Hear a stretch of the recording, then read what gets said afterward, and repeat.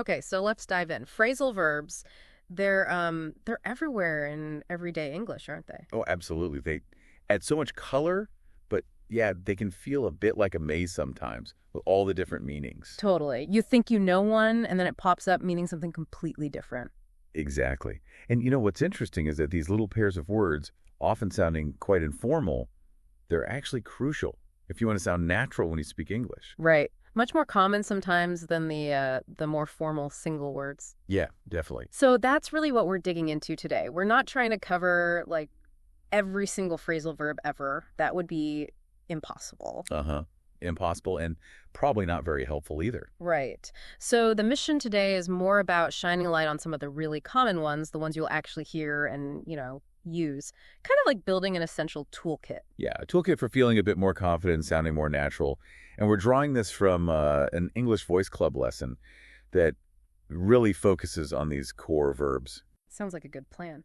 So where should we start? Relationships, endings. Yeah, let's start there. Breakup. Pretty common Yeah, one. everyone knows this one, right? When a relationship ends, you hear people say, "Oh, did you hear about Tom and Anna? Yeah, they broke up." Mm-hmm. It's straightforward. Break, meaning sort of fracture, and up, often gives that sense of finality. It just works. It does. Okay, how about bring up? This one's interesting because it's got like two main jobs. Right. Two quite different meanings. First one is about raising children. Yeah, like I'm bringing up my kids on my own, or you might say she's bringing up her children to be kind, that kind of thing. It implies that whole long-term process, doesn't it? The nurturing, the teaching, the guiding. Yeah, it's a big job packed into two little words. But then the other meaning Is mentioning something in conversation. Yeah. Introducing a topic. Exactly. Like, oh gosh, please don't bring up politics at dinner, or don't bring it up, please. I really don't want to talk about it. Yeah, you're sort of lifting the topic into the conversation, making it visible. It's quite different from raising a child. Very different. Context is everything, isn't it? Totally. Okay, moving on. What if plans change? Like, suddenly it's pouring rain. Then you might need to call off the event, call it off. Right. I think we should call off the garden party. It looks like rain. It just means cancel. Mm-hmm. Called like making a decision and off meaning stop. Makes sense. And if you want someone to just keep going, Then you'd say carry on. yeah, like, don't mind me, just carry on with what you were doing, carry on. It's got that feeling of continuing, keeping the momentum going. Okay, next pair. Catch up. This one also has a couple of common meanings. Uh-huh.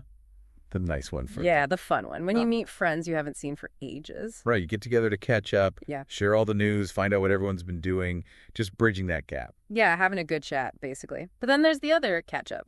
The less fun one, maybe. Like in school or work. Exactly. If you've missed something or fallen behind, like, I missed last week's maths lessons, I really need to catch up. So you need to reach the same level as everyone else. Close the gap, but this time it's in knowledge or progress. Yeah. It's interesting. Both meanings are about closing a distance, aren't they? Social distance or, like, academic distance. That's a neat way of putting it. Yeah. Okay, check out. If you see something cool. You tell your friend, hey, check out this website, or check out that car. Yeah, basically means look at this or examine this. Mm-hmm. But then there's the hotel checkout. Ah, yes. Very different. When you leave the hotel, pay your bill. Hi, I'd like to check out, please. It's the formal process of leaving. Same words, totally different situation. Okay, what about finding things unexpectedly? That's often come across. Right, like I was walking in the park and I came across this really weird old coin. You weren't looking for it, it just appeared. Yeah, that element of chance finding. Serendipity. And then there's come up with, that's more about ideas, isn't it? Definitely. It means to think of or invent something new. Like, your boss might say, we need a new marketing slogan. Can anyone come up with something catchy? Right, so creating an idea in your mind. Exactly. Okay, let's talk about reducing things, maybe things that aren't so good for you. Like coffee or sugar. You might need to cut down. Yeah, my doctor told me I need to cut down on fatty foods, or I'm trying to cut down on coffee. It means reduce, not stop completely. That's the key difference, isn't it? Because cut out is much stronger. Oh, yeah. If you cut out sugar, that means zero sugar. None at all. Right. Cut out means eliminate completely. So cut down is reduce, cut out is remove. Important distinction. Definitely. Okay, what if you mess something up and need to do it again? A simple one. Do it over. Yeah. I made a mistake on this form. I'll have to do it over. Just means repeat it. Pretty clear, that one. Right. How about driving people places? Kids to school, friends to the station. Ah, okay, so you drop them off. I'll drop you off at the corner, meaning take you there and leave you there. And the opposite is pick up. Yep. Can you pick me up after work? Meaning collect me. They go together, don't they? Drop off, pick up. Part of the daily routine for lots of people. And pick up also just means lifting something. Right. Yeah, like, could you pick up that pen I dropped? Yeah.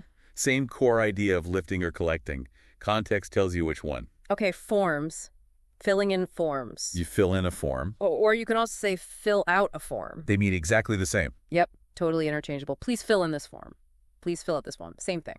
Putting information into the blanks. Got it. But fill in has another meaning too, doesn't it? It does. It can mean giving someone information they missed. Ah, right. Like if you miss a meeting, a colleague might say, don't worry, I'll fill you in later. Exactly. Tell you what happened, the decisions, all that stuff. Bringing you up to speed. Okay. How about discovering information? Like finding out why something is happening. That would be find out. I need to find out where this draft is coming from. Or did you find out what time the film starts? Yeah, it's about seeking and getting information or an explanation, investigating, basically. Okay. And getting on with people, having good relationships. Two main ways to say that, and they're pretty much identical. Mm. Get along with someone or get on with someone. So you could say, do you get on with your boss? And the answer might be, yeah, we get along fine. Or, no, we don't really get on. They both mean having a good, friendly relationship. Good to know they're interchangeable. Okay, another get one. Get away. This sounds like fun. It often is. It can mean to go on holiday, take a break. Work's been so stressful, I just need to get away for a weekend. Exactly. Escape the routine, have a rest. But there's another side to it. Yeah, be careful with this one. If you say get away directly to someone, it's pretty rude. Ah, right. It means stay away from me. Leave me alone. Much more aggressive. Very different tone and intention. Context again. Okay. What about when things get too hard and you just want to stop? Then you give up. I've been trying to fix this bike for hours. I give up.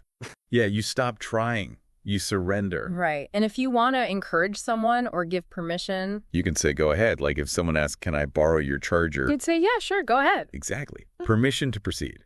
Let's talk about growing older. Okay, people grow up. They go from being a baby to an adult. And this is different from bring up. Yes, that's important. Yeah. Adults bring up children. Children themselves grow up. It's the process of maturing. So you might say, I grew up in London, or he needs to grow up and take some responsibility. Exactly. It's about maturation. And ending a phone call. You hang up. Simple. Okay, gotta go now. I'll hang up. Bye. Yep. Ending the call. What if you need someone to wait just a moment? You say, hold on. Hold on a sec, I'm almost ready. Or maybe, hold on, I can't hear you with all that noise. Right.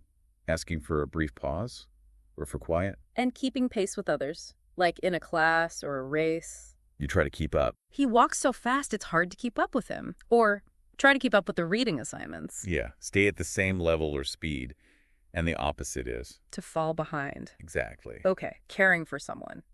Like a child or someone sick or a pet. That's look after. Did you look after my plants while I'm away? Or she's looking after her elderly mother? Yeah, taking responsibility for their well-being, providing care. And finding information, say, in a dictionary or online. You look it up. I don't know what that word means. I'll look it up. Or let's look up the train times. Right. Searching for specific information in a reference source. Now, makeup. This one can be tricky. Not cosmetics. No, the phrasal verb make up often means to invent something, usually something not true. Like telling a story. He was late, so he made up some excuse about the traffic. Exactly. Inventing a story or an explanation. Definitely different from the noun make up. But there's also make up for. Ah, yes. That means to compensate for something. Yeah. To do something good, to balance out something bad or something missed. Like, I forgot her birthday, so I bought her extra nice flowers to make up for it.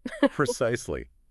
Trying to correct a mistake or omission. Okay, procrastination station. Delaying things. That's a put off. I hate doing laundry. I always put it off until the last minute. Yeah, postponing something you should probably do. But put off can also mean something else, can it? Like losing interest. Yes.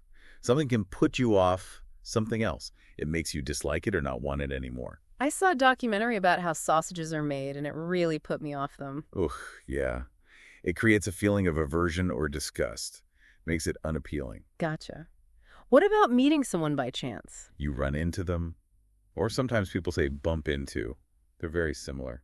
Guess who I ran into at the supermarket yesterday? Old Mrs. Higgins. Yeah, an unexpected meeting.